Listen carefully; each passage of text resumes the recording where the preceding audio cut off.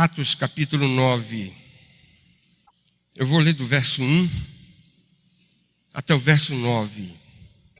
Saulo, respirando ainda ameaças e morte contra os discípulos do Senhor, dirigiu-se ao sumo sacerdote e lhe pediu cartas para as sinagogas de Damasco, a fim de que, caso achasse alguns que eram do caminho, assim homens como mulheres, os levasse presos para Jerusalém.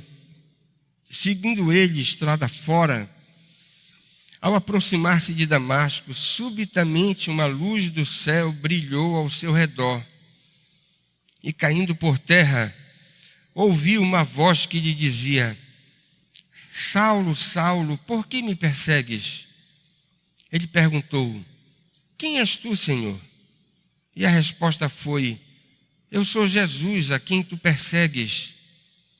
Mas levanta-te e entra na cidade, onde te dirão o que te convém fazer. Os seus companheiros de viagem pararam emudecidos, ouvindo a voz, não vendo, contudo, ninguém. Então se levantou Saulo da terra e, abrindo os olhos, nada podia ver. E, guiando-o pela mão, levaram-no para Damasco. Esteve 3 dias sem ver, durante os quais nada comeu nem bebeu.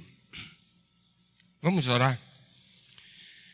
Senhor, mais uma vez nós queremos te agradecer, queremos te bendizer pela bênção de poder separar esse tempo tão precioso para cuidar da nossa alma, na tua casa, na companhia dos nossos irmãos, nesse esforço para te oferecer a nossa adoração, através de hinos, cânticos próprios para isso, Senhor.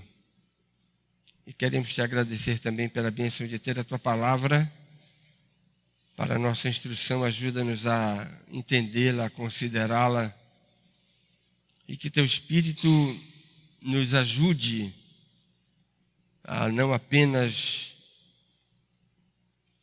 assimilar os princípios espirituais da tua palavra, mas que teu Espírito os aplique à nossa vida, fazendo com que o nosso comportamento seja transformado e possamos dar testemunho do teu nome, de que verdadeiramente somos teus discípulos. Abençoa cada pessoa que chegou até aqui nesta manhã, aqueles que já são teus servos, que o Senhor fortaleça na fé, e aqueles que ainda não podem dar testemunho de que foram objetos da tua graça, das operações do teu poder, que de alguma maneira o Senhor permita que essas pessoas passem por essa experiência. E é no nome de Jesus que nós te oramos. Amém. Irmãos, o nosso assunto é sobre a conversão de Saulo de Tarso. E, sem dúvida alguma, nós poderíamos aqui enumerar vários aspectos que poderiam ser tratados quando nós consideramos um fato da dimensão, da grandeza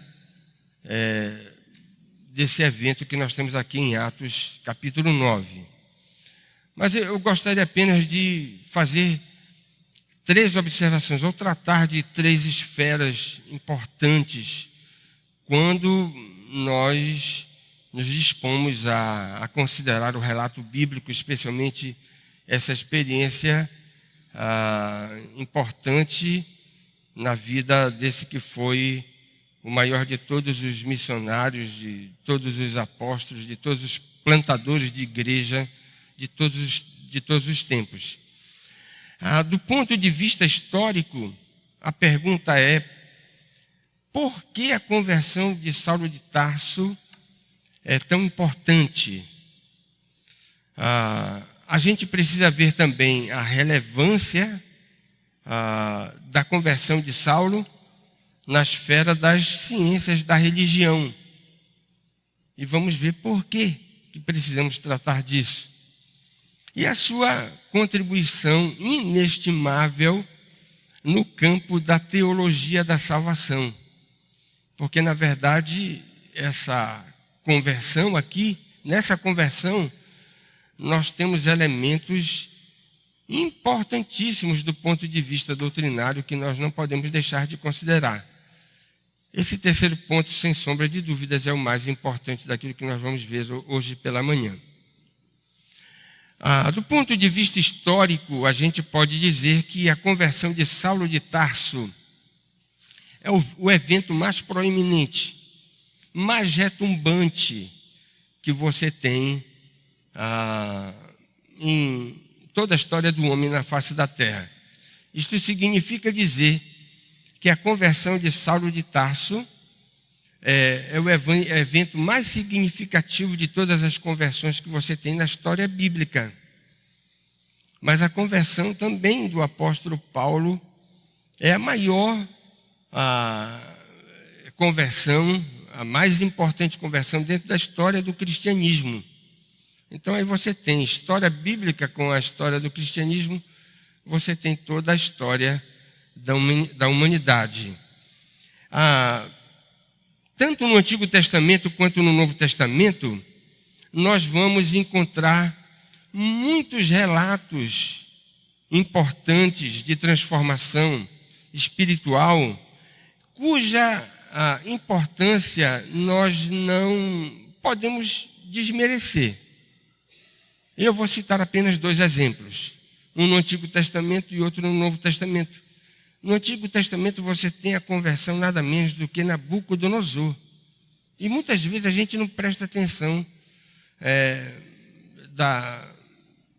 do valor desse fato.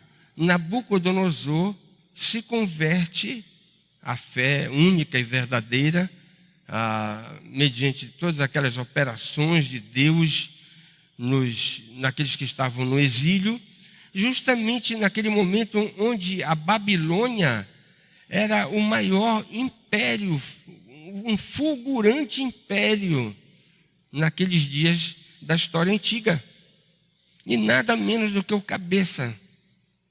Nabucodonosor se converte. Às vezes nós não prestamos atenção nesse fato. No Novo Testamento você tem a conversão de um membro importantíssimo, significativo do Sinédrio, que é José de Arimateia, que vai servir como um instrumento para que Jesus fosse sepultado de forma digna. No entanto, a conversão de Saulo, ela é maior do que a conversão de Nabucodonosor, maior do que a conversão de Nicodemos, maior do que a conversão de José de Arimateia. O próprio autor de Atos, que foi Lucas, confirma isso quando ele registra por 3 vezes a conversão de Saulo de Tarso.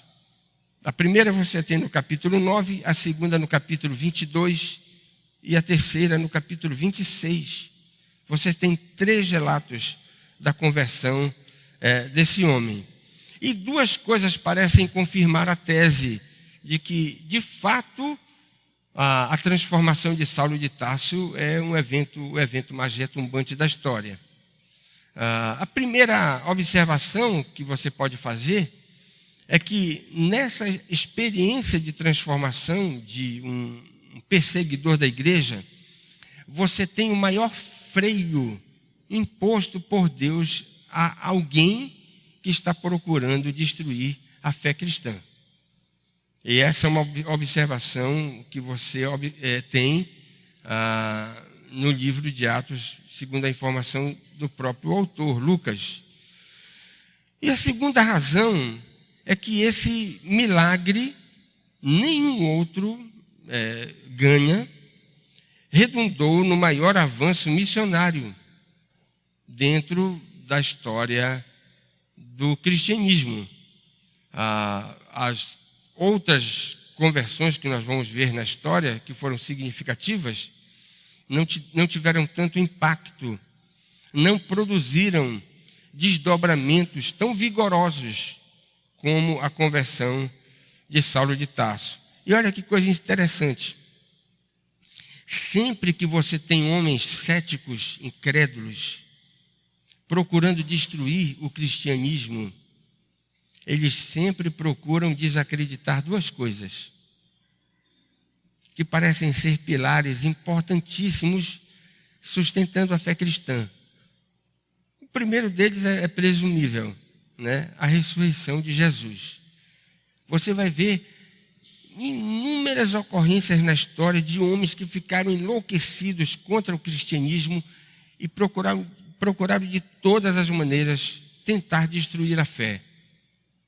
E, óbvio, focaram na doutrina da ressurreição de Cristo, no fato da ressurreição de Cristo.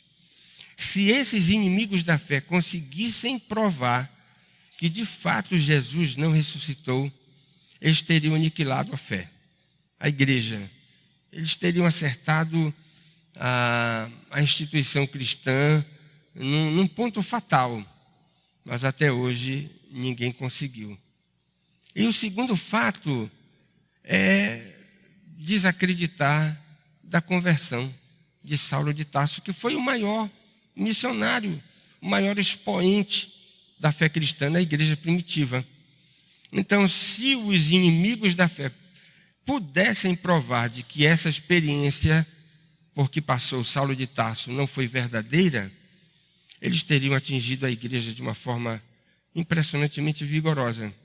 Mas até hoje não conseguiram.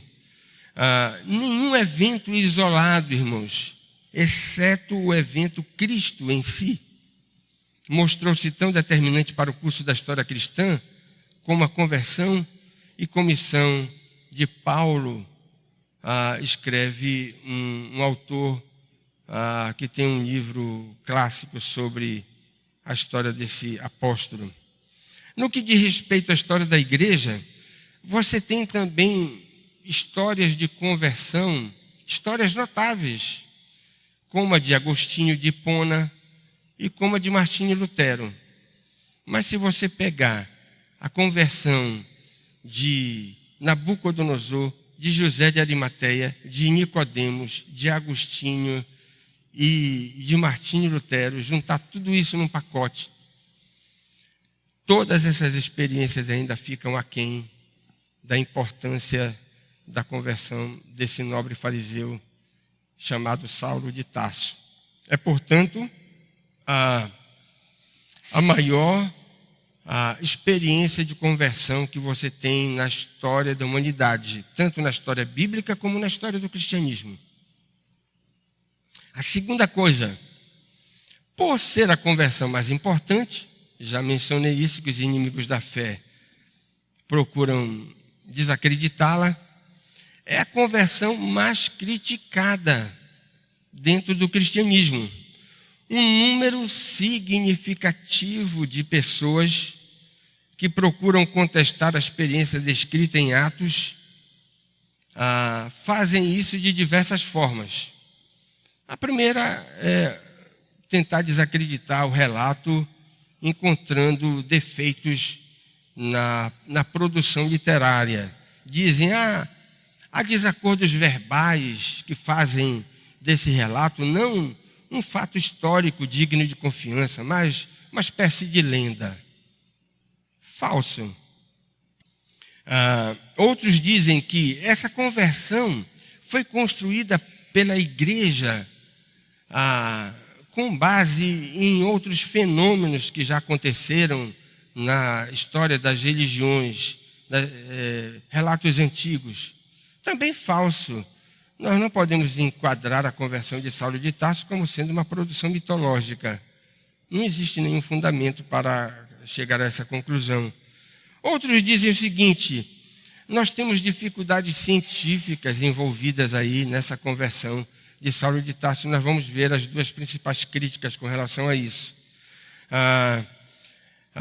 E vou lembrar uma observação de um cientista britânico, na época de Martin Lloyd Jones, que, inclusive, o mesmo fato é citado por John Stott no seu comentário do livro de Atos.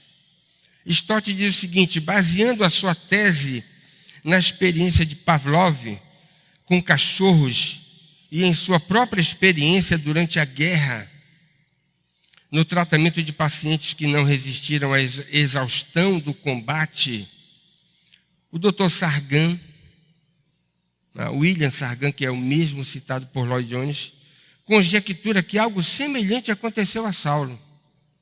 Olha que coisa interessante. Ele era um psiquiatra britânico que trabalhou na guerra,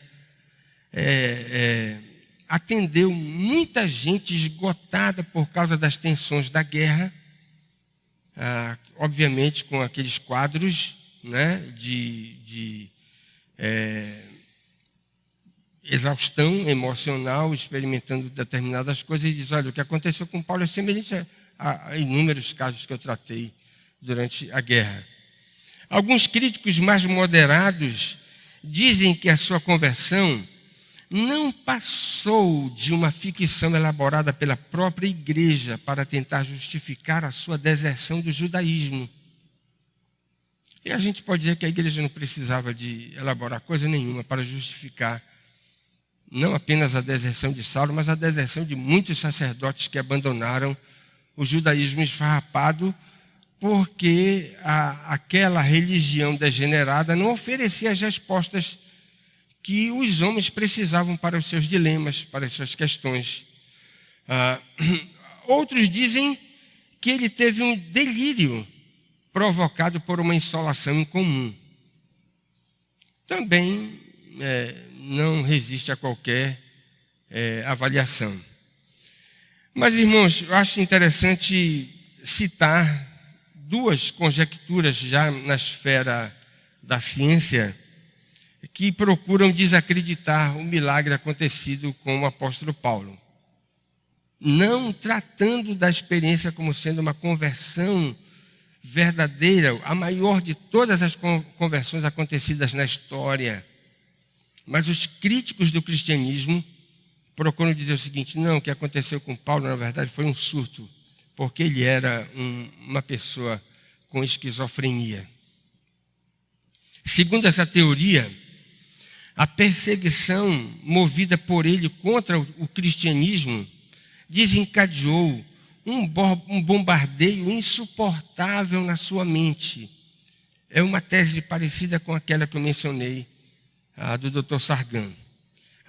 Ele se mostra, e nós já vimos isso no relato de Lucas, de Saulo de Tarso como perseguidor, ele está consumido por uma ira incontrolável. Ele está lidando com uma espécie de culpa irreprimível e também uma frustração evidente, porque ele faz parte de um partido religioso que é chocante para ele admitir que a espiritualidade, que não apenas ele sustenta, mas como seu partido, perde de 100 a 0 para a espiritualidade daqueles simples pescadores que estavam agora defendendo a fé cristã e professando o nome de Cristo. A experiência de Paulo, ou de Saulo de Tarso, melhor dizendo, usando a designação anterior à sua conversão, a experiência de Saulo de Tarso com a espiritualidade de Estevão, aquele homem simples, foi insuportável. Num grau tão desmedido que o enfureceu, a fim de que ele pudesse, se fosse possível, ele viesse a tentar aniquilar a fé cristã em toda a esfera do império, como você tem aqui no início do capítulo 9, ele respirando ameaças já contra a igreja, munido de cartas dos principais sacerdotes, já chegando em Damasco, que era uma cidade que havia acolhido muitos cristãos que tinham sido expulsos de Jerusalém. Então, ira incontrolável, culpa irreprimível, frustração evidente, Então, esses que defendem essa tese de que Paulo era alguém com uma patologia dessa natureza, ele está tendo nada mais do que um colapso emocional. À primeira vista, a tese pode parecer até muito atraente e sugestiva para explicar uma mudança tão drástica que aconteceu com alguém que está sendo descrito na Bíblia como tendo passado por uma transformação espiritual. Porém, a sugestão cai por terra quando se observa que o autor de Atos, olha lá, é nada menos do que o médico amado. Quem está escrevendo Atos não é um leigo nesse assunto, é um especialista. Colossenses capítulo 4, verso 14, diz que Lucas era o médico amado. E se você for notar, em grande parte da narrativa você vai ter uma redação no plural. Lucas esteve presente com o apóstolo Paulo em muitas e muitas viagens. E aqui cabem algumas perguntas, né? Irônicas, óbvio, né? De retórica, não precisam ser respondidas. Será que a sua conversão curou a sua patologia? Uma pergunta, né? Segunda pergunta. Durante vários anos, Lucas, um especialista na ciência, médico, não percebeu nenhum traço da sua cura exemplar do seu parceiro?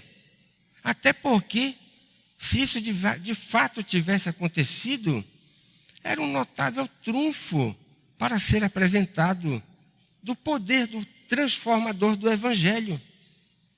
Alguém que chegou num estágio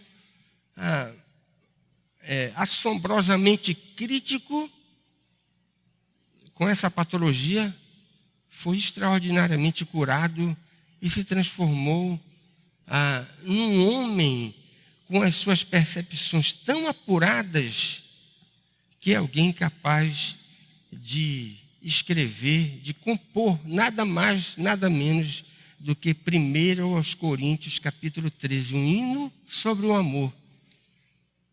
É um negócio assombroso, não é? Estonteante, absurdamente contraditório com a tese que é apresentada. Irmãos, segundo a medicina convencional, a esquizofrenia não tem cura. Mas, segundo o psiquiatra Jorge Rena, é possível minimizar os sintomas. Se diagnosticados em tempo hábil, há muito o que fazer para preservar o afeto, o humor, a cognição e impedir os sintomas mais graves, como alucinações e delírios. Explica o especialista. A doença também costuma deixar o pensamento desorganizado. E os pacientes podem ter dificuldade de se comunicar. Bingo, não é? Se há alguma coisa que não se pode dizer de Paulo, é que ele tinha um pensamento desorganizado, né? E outra coisa que se pode dizer é que ele não tinha problema para se comunicar. Ele foi o maior plantador de igreja naqueles dias primitivos. Irmãos, tanto do ponto de vista pessoal quanto do social e profissional, são muitos os desafios que uma pessoa com esquizofrenia terá que enfrentar ao longo da vida. E Paulo foi um homem notável no seu relacionamento com a comunhão dos santos. No entanto, o tratamento disponível atualmente tem sido capaz de devolver a qualidade de vida. Mas o paciente não deixará de ter resíduos da doença, nem os sintomas. Mas a interferência no dia a dia pode ser reduzida bastante. E aí vem novamente a pergunta, né, que não quer calar. E será que Lucas não viu isso? Não se apercebeu de nenhuma dessas coisas. Irmãos, talvez você possa ler em alguma crítica a respeito dessa teoria, não tem o menor fundamento. Mas tem uma outra, também na esfera da ciência, crítica que é levantada contra a genuinidade da experiência espiritual por que passou Paulo, dizendo o seguinte: na verdade ele não era esquizofrênico, ele apenas teve um ataque epilético. É uma outra tese que se apresenta. E de acordo com a ciência, a epilepsia pode ter como gatilho disparador o cansaço associado à ansiedade, diz a própria teoria médica. Além disso, sabe-se que em alguns pacientes as crises provocam distúrbios sensoriais, como alucinações, considerados por alguns profissionais de saúde como experiências místicas. Ok. Porém, nas crises epiléticas, tais experiências são reconhecidamente exageradas e, novamente, você tem o traço da desorganização, o que é contrário àquilo que nós temos descrito nas Escrituras sobre essa experiência por que passou Saulo de Tarso. Enquanto que nas experiências espirituais, você tem um padrão normal, organizado. Na verdade, a experiência da conversão organiza o padrão mental do camarada.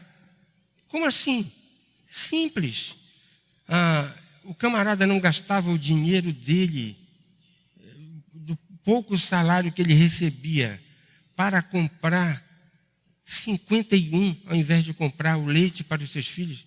Alguém que compra uma garrafa de 51 para deixar de levar o leite para a sua casa, para os seus filhos, está com a sua cabeça desorganizada.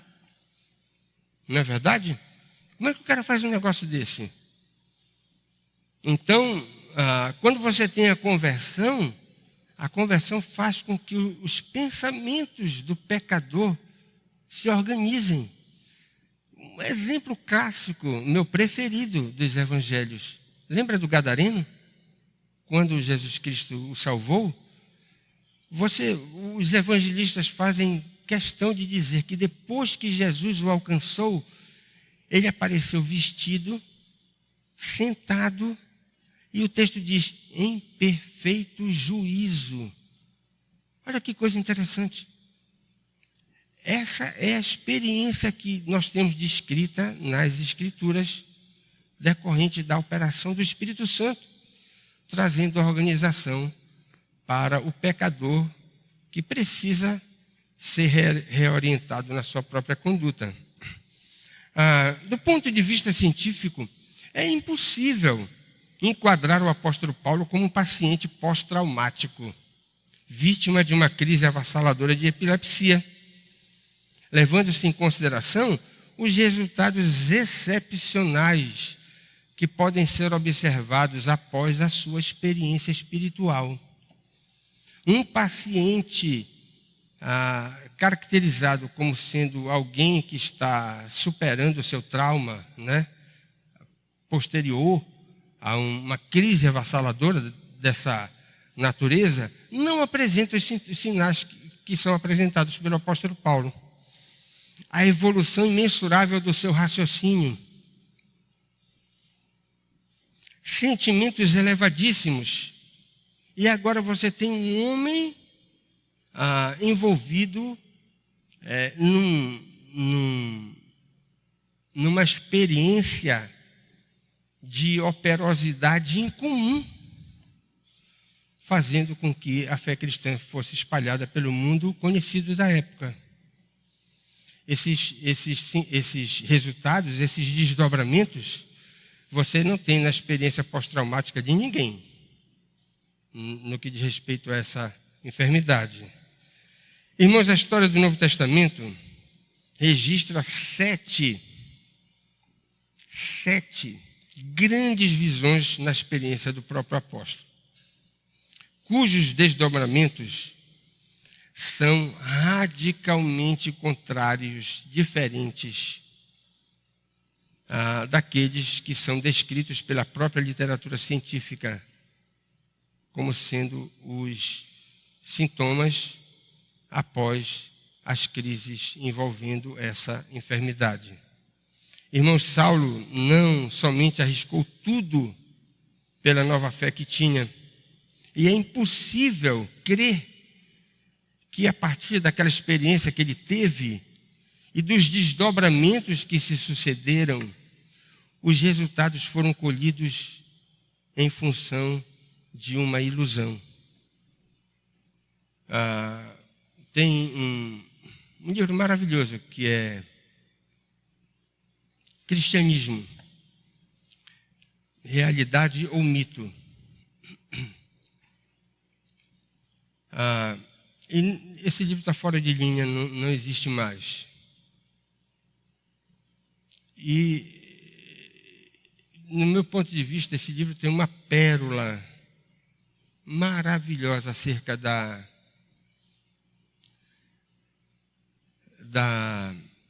excelência da fé cristã. E sabe qual é essa pérola? É o testemunho de Napoleão Bonaparte, na ilha de Santa Helena, onde ele estava exilado,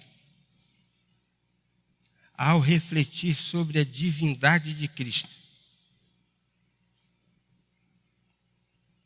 Esse testemunho ficou registrado na história. E a tese do testemunho de Napoleão é o seguinte: ele disse, olha, eu conheço muito bem a natureza humana. Eu lidei com multidões.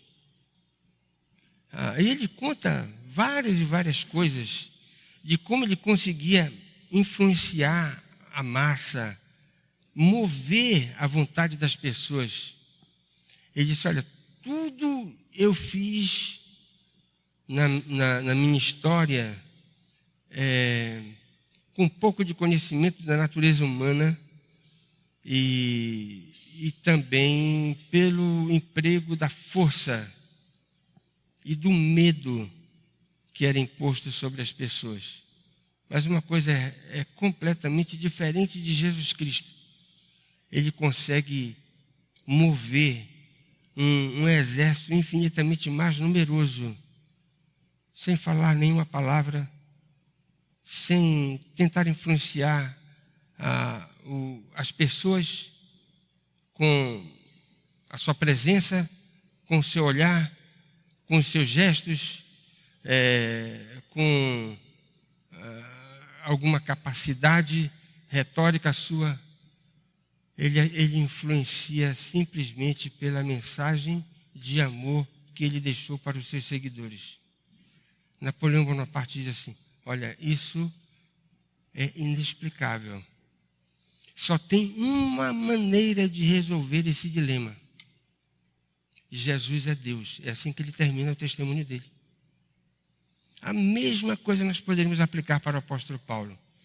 Irmãos, é impossível explicar do ponto de vista humano os desdobramentos que se sucederam após aquela experiência espiritual. Nós só podemos chegar a uma conclusão. Na verdade, foi Deus quem mudou a vida daquele que foi o maior perseguidor da igreja e o capacitou para que ele pudesse produzir aquilo que ele produziu. Só Deus. Nós não temos outra explicação.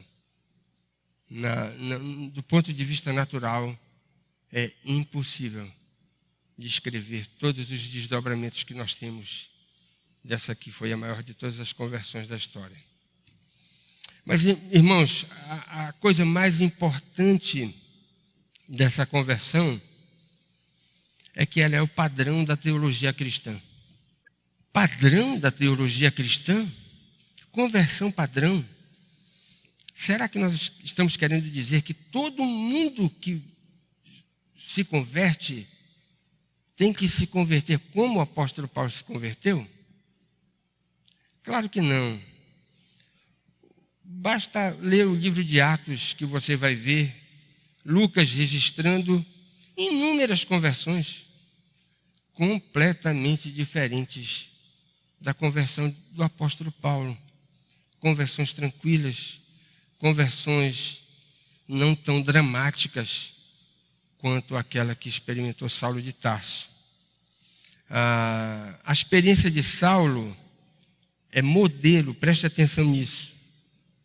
Não é na forma. Na forma, nós não podemos padronizar a conversão. Mas a conversão de Saulo de Tarso é modelo no conteúdo. No conteúdo, todas as conversões precisam ter as mesmas características. A forma varia, mas o conteúdo é o mesmo. E aqui nós temos, na conversão de Saulo de Tarso, essas características nos sendo apresentadas de forma vigorosa. E são características que nós precisamos levar a sério. Precisamos até ter em mente essas distinções, né, essas marcas essenciais, até para que a gente possa ajudar as pessoas. Porque muita gente tem dúvida, será que eu me converti mesmo, de verdade? Talvez você esteja aqui, será que muita gente passa por dúvidas com relação à conversão? Então, se você quer checar se você de fato se converteu, vamos lá para as características, que sem dúvida essas características marcam todos aqueles que verdadeiramente se convertem, que passam por essa transformação espiritual. Primeira, na conversão de Saulo de Tarso, você tem a ação soberana da graça de Deus. É impossível deixar de notar que Saulo de Tarso, aquele que foi o implacável perseguidor da igreja, estava na contramão da vontade de Deus. Ele não era gente boa, ele não tinha um coração inclinado para a religião, ele não era alguém com predicados agora, olha, esse camarada tem todas as características para ser um bom crente. Nada disso. Ele estava completamente na contramão da vontade de Deus. Isso parece tão patente no texto. Mas irmãos, é até um negócio de você ficar assim, pasmo, quando você observa que muitas elaborações de conversão hoje parecem fazer com que o pecador seja alguém compatível com o Evangelho. Quando, na verdade, a salvação mostra o pecador completamente num estado de incompatibilidade com o amor de Deus. E, na verdade, nós estamos na contramão. Todos aqueles que se convertem chegam à conclusão de estarem na contramão. Irmãos, a causa da conversão de Paulo foi a graça soberana de Deus. O Hernandes diz no livro, rigorosamente, ele não se decidiu por Cristo. Ele estava perseguindo Cristo. Na verdade, foi Cristo quem se decidiu por ele. E você quer saber quando foi que Cristo se decidiu por Saulo de Tarso? Quando ele viu a igreja sofrer. Não. Cristo se decidiu por Saulo antes da fundação do mundo. É o testemunho dele, naquilo que ele escreve. Ele foi alistado no rol daqueles que seriam salvos antes da fundação do mundo. Se alguma coisa Saulo poderia dizer, olha, ele não contribuiu com absolutamente nada para que ele pudesse ser salvo. Essa é uma característica muito importante para ser enfatizada no conceito de conversão. Não é? Segundo, ele foi proveitosamente humilhado. No tratamento pessoal de Cristo com Saulo, se percebe o Salvador quebrantando o seu orgulho espiritual daquele homem que nasceu fariseu, numa família de fariseus, e que tinha alcançado todos os predicados, todos os graus na sua vida religiosa. Preste atenção nisso. Com Saulo de Tarso, nós vamos ver que a operação de Deus quebrou aquilo que a gente chama de justiça própria. E esse foi o problema que Jesus enfrentou durante todo o seu ministério terreno. De pessoas que tinham a concepção de que eram justos aos olhos de Deus. Mas como assim justos aos olhos de Deus? Como crentes nós não somos? Somos. Mas nós não somos justos aos olhos de Deus com base nos nossos próprios méritos. Aí está a diferença. Nós somos justos aos olhos de Deus com base exclusivamente nos méritos de Cristo. Nós transferimos para Cristo toda a honra, toda a glória do fato relacionado com a nossa salvação. Saulo de Tarso não foi conquistado para a fé verdadeira com palavras atrativas, nem com promessas de vitória para as suas lutas. Que coisa interessante. O trabalho do Espírito Santo até então era simplesmente espicaçar a sua consciência a respeito do seu estado de rebelião contra Deus.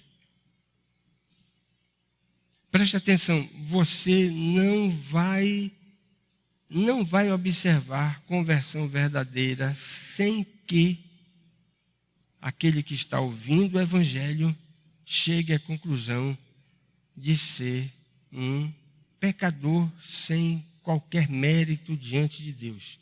Alguém que precisa ser quebrado no seu orgulho. Alguém que tenha que desistir da justiça própria. Alguém que tenha que depor as armas de tentar alcançar o céu com as suas próprias forças. Aconteceu com Saulo de uma forma bem evidente. E acontece com todos aqueles que passam pela experiência da salvação. Terceiro, olha lá, a relação indispensável com os santos. Irmãos, a gente precisa bater nisso. Sabe por quê? Tem gente que quer ser crente sem se envolver com a igreja. Preste atenção nisso. Se você conhece alguém, diga para essa pessoa, olha, desista. Não tem essa possibilidade. Se você quer ser crente mesmo, diga para essa pessoa, você tem que mergulhar de cabeça na vida da igreja. Você tem que se envolver. Se você não se envolver, você vai negar a fé que você professa. Não existe, mas eu não posso ser crente em casa. Não pode, meu irmão. Mas na internet não tem muitos pregadores 100 vezes melhor desse que eu ouço na igreja? Eu, da minha parte, posso dizer, são mil vezes melhor do que eu. Mas você não pode ser crente de internet. Você tem que ser crente de igreja. Mas a igreja é um condomínio de pecadores. É justamente para você. Se fosse um condomínio de anjos, não dava para você. A igreja é um condomínio de pecadores. E nós somos pecadores, nós devemos participar do condomínio. Não podemos nos furtar de fazer parte do condomínio. Já imaginou Saulo de Tarso se convertendo e dizendo, olha, mas tudo bem, Jesus me salvou, eu não quero saber do negócio de igreja. Não existe isso. Ele vai se envolver com a comunhão dos santos até o pescoço. A primeira coisa que Saulo ouviu após ser esclarecido sobre quem lhe falava, quem falava com ele, olha lá, primeira coisa, tem pessoas em Damasco esperando você para dizer o que você precisa fazer. Mas já tem pessoas me esperando, meu irmão. Eu acabei de me converter. Pois é, está aí no verso 6. Tem pessoas esperando por você, para dizer o que é que você precisa fazer. A primeira designação que ele recebeu ao ser tratado por Ananias, qual foi? Veja o verso 17. Salvo, não é? Vitorioso. Qual foi a primeira designação? Irmão. Irmão. Primeira designação, irmão. O primeiro sacramento do qual ele foi participante. Verso 18. Batismo. Igreja. Corpo de Cristo. Quando supostamente Constantino se converteu, o bispo disse, olha, vamos lhe batizar. Não quero ser batizado. Mas como você não se converteu? Não, eu só vou me batizar na última hora. Se estiver perto de morrer, eu vou me batizar. Será que ele se converteu mesmo? Não queria compromisso com a comunhão dos santos. A primeira reunião da qual ele tomou parte, Saulo de Tarso, depois de recuperar a visão e de se alimentar, foi com os discípulos de Jesus em Damasco. Verso 19. Irmãos, presta atenção. Não existe a possibilidade de alguém passar por uma experiência de transformação espiritual genuína sem ser batizado no corpo de Cristo. O projeto da conversão é um projeto que nos joga numa experiência comunitária com pessoas que professam a mesma fé que nós, que vão participar das nossas alegrias e das nossas tristezas. Esse foi o projeto que Jesus concebeu, chamado igreja. Como é agora que você vai dizer, olha, a ideia que Jesus teve não é legal.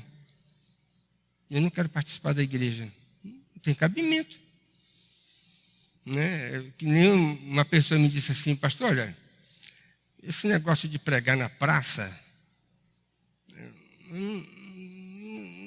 não sou muito de acordo. A gente tem que pregar na igreja. Aí me veio uma doidice, né?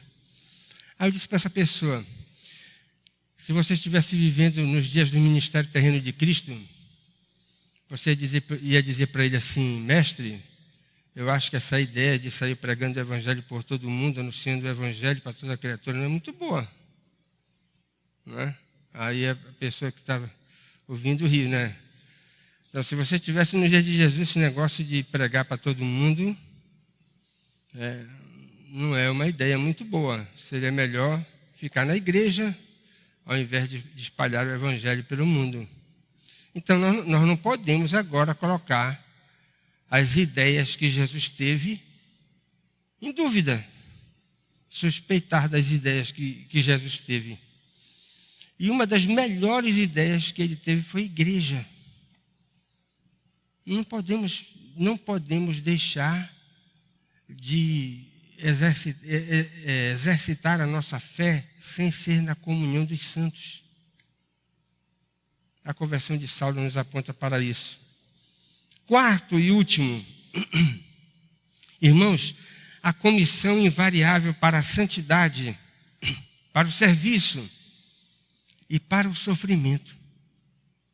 Olha lá, de forma incomum, aquele distintivo convertido vai ser imediatamente, verso 17, cheio do Espírito Santo.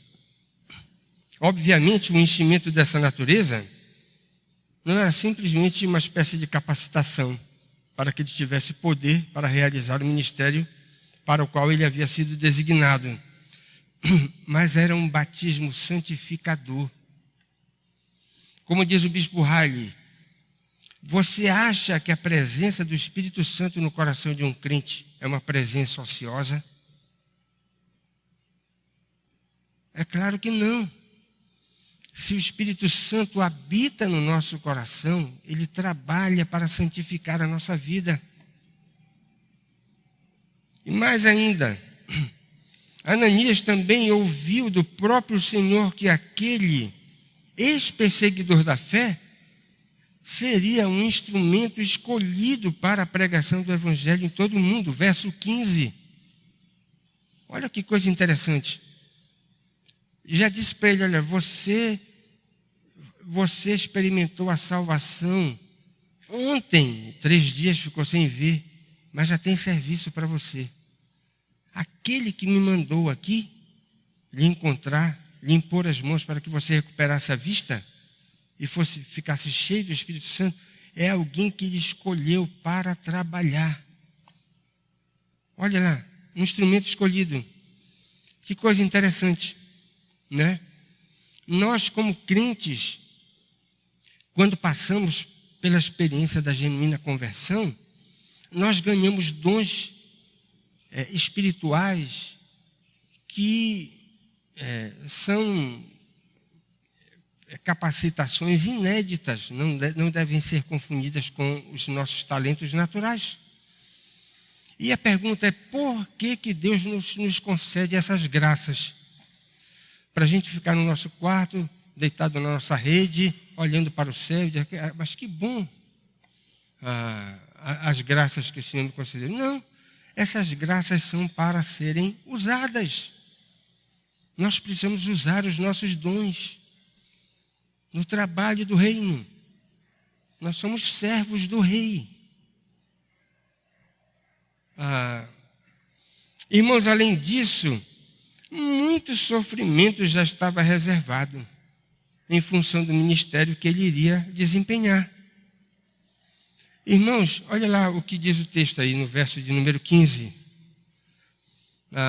Ele é um instrumento escolhido para levar o meu nome perante gentios e reis, bem como perante os filhos de Israel, pois eu lhe mostrarei quanto lhe importa sofrer pelo meu nome.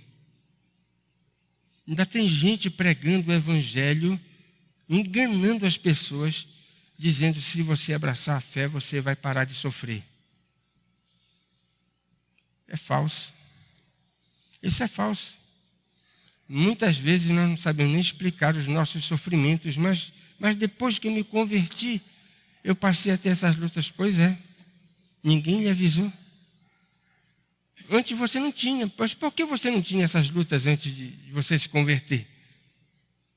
Porque você estava andando na contramão, não é? Porque agora você estava nadando a favor da maré do mundo. Quando você vai nadar contrária à maré do mundo, você vai ter mais dificuldade. Vai experimentar problemas que você não tinha antes. Então, a vida cristã não é uma experiência no mar onde temos completa ausência de dor, de dificuldades e de sofrimentos. Não é necessário ter muita perspicácia para concluir que o padrão doutrinário da conversão hoje é muito diferente desse padrão que é apresentado na maior das conversões que nós temos no cristianismo, a conversão de Saulo de Tarso. O livro de oração da Igreja Anglicana, comenta a conversão de Paulo e exorta os leitores para que tenham essa maravilhosa conversão sempre em mente, porque ela é o maior farol que nós temos nessa esfera. A gente pode dizer que, de forma anacrônica, a conversão de Saulo de Tarso, ela apresenta todas aquelas características que foram redescobertas por todos aqueles que se notabilizaram e foram honrados por Deus na pregação do Evangelho em todos os tempos. Olha que coisa interessante. Essas características você vai ver na história protestante, lá nos reformadores do século XVI, lá nos reavivalistas do século XVIII, lá no príncipe dos pregadores do século XIX, Charles Spurgeon, nos grandes pregadores do século XX, você vai ver, olha, as mesmas características. Ontem eu estava lendo sobre a conversão daquele que foi o braço direito, eu quero terminar com essa história, do Richard Nixon, Chuck Colson. E os seus adversários dizem o seguinte, olha, ele é um homem tão impiedoso e cruel que ele não pouparia atropelar a sua própria mãe para consumar os seus intentos. Ele tinha um amigo que se converteu ao ouvir a pregação do Evangelho pelo pastor Billy Graham, morreu agora recentemente. E ao conversar com esse homem que havia se convertido, esse homem pregou o Evangelho para ele. E ao pregar o Evangelho, disse, olha, é isso que você precisa. Você não gostaria de se arrepender dos seus pecados? Ele disse, olha, aí o testemunho dele, ele diz que no momento ele ficou travado. Mas ao sair da casa desse amigo convertido, ele desabou. Chorou no carro. E se rendeu a Cristo, ali sinceramente. Aí voltou com esse seu amigo e pediu ajuda. O amigo disse, olha, vou lhe oferecer a melhor que você poderia receber. Ligou para um senador, crente. Ao ligar para o senador crente, falando sobre a conversão de Colson, o senador bateu o telefone. Não quero papo com esse homem. Parece a história com Ananias, né? Alguns minutos depois, o senador retorna a ligação e diz, olha, me perdoa, mas esse homem, ele é tão mau, mas tão mau, que eu desacreditei e que ele havia se convertido e cometi essa grosseria. Me perdoe, me mande o homem, eu vou cuidar dele. E essa, na história com Richard Nixon, foi uma das maiores histórias de conversão que aconteceu naqueles dias do escândalo. Vocês sabem no que redundou. Irmãos, e você vai ver as características da conversão desse homem perverso, mau. As mesmas características que você tem aqui. Irmãos, é sempre assim.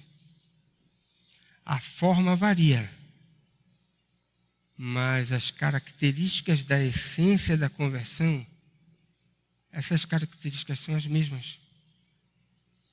E que a gente possa aprender isso e ajudar as pessoas que precisam passar por uma verdadeira conversão. Vamos ficar em pé. Deus eterno, nós te louvamos, te damos graças pela tua palavra, pelo privilégio de poder esquadrinhá-la, tentar entendê-la, e pedimos a tua bênção para os nossos corações. Durante esse dia, que o Senhor nos ajude para que possamos guardá-lo de forma correta, conveniente para ti. Leva-nos em paz para os nossos lares, traze-nos à noite, mais uma vez, para ouvirmos a tua palavra. Em nome do Senhor Jesus. Amém.